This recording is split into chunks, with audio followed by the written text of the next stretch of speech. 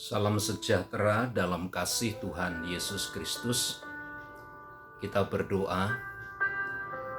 Kami bersyukur untuk segala kemurahan dan kebaikan Tuhan. Hari demi hari kami melihat kebaikan-Mu yang dinyatakan bagi kami. Kami tahu semua karena kasih dan cinta-Mu kepada kami.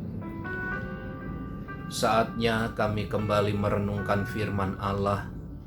Kiranya setiap kebenaran-kebenaran-Mu menjadi pedoman bagi kami, untuk kami bertindak, untuk kami melangkah di dalam Engkau. Di dalam nama Tuhan Yesus. Amin.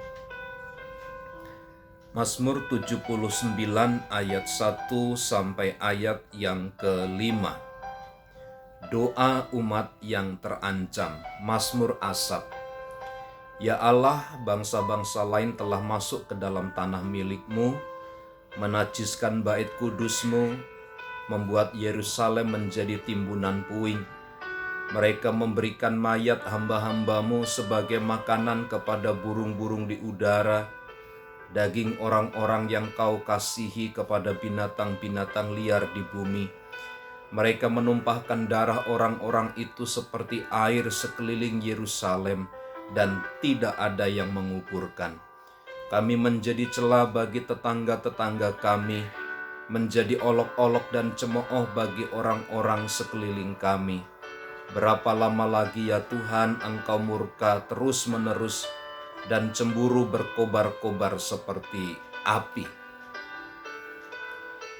Asaf menyadari bahwa ketika dia tinggal di dalam kebenaran, dia banyak melihat keadaan yang sulit. Keadaan sulit sebagai satu sarana bagi Asaf untuk memohon petunjuk dan perlindungan dari Tuhan, agar kiranya Allah menunjukkan keadilannya bagi mereka yang tertindas. Bapak, Ibu, Saudara, bagaimana cara kita dan bagaimana kita memandang, bagaimana kita merespon keadaan di sekitar kita yang terjadi. Ketika kita melihat keadaan sulit, ketika kita melihat keadaan tidak sesuai dengan harapan kita, bagaimana respon dan tanggung jawab kita?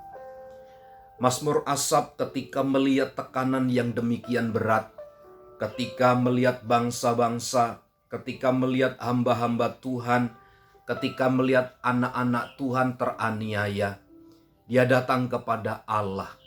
Dia merindukan agar Allah itu hadir menolong, memberikan pertolongan kepada mereka. Ada sebuah hati yang kemudian rindu kepada Allah. Ada sebuah hati, ada sebuah kepedulian, ada sebuah tindakan yang kemudian menunjukkan betapa dia juga mengalami kesedihan terhadap apa yang terjadi di sekitarnya. Ini menjadi penting untuk kita mawas diri. Kepedihan yang dialami oleh orang-orang sekitar kita ketika mereka tinggal dalam kebenaran, itu juga harus menjadi kepedihan hati kita ketika melihat penindasan-penindasan itu terjadi. Sama seperti pelayanan Tuhan Yesus, ketika Tuhan Yesus melihat keadaan, melihat situasi gereja, melihat hati umatnya tercerai-berai, mengalami kesulitan, mengalami hambatan, maka Tuhan selalu hadir memberikan pertolongan kepada mereka. Mungkin kita tidak bisa memberikan solusi. Mungkin kita tidak memberikan jalan keluar bagi orang-orang yang tinggal dalam kebenaran, yang sedang mengalami kesulitan. Tapi baiklah kita berdoa, bermohon kepada Tuhan, memiliki hati yang sama seperti Tuhan, merasakan kepedihan, merasakan duka cita yang teramat sangat, karena itu adalah bentuk kepedulian yang terdalam.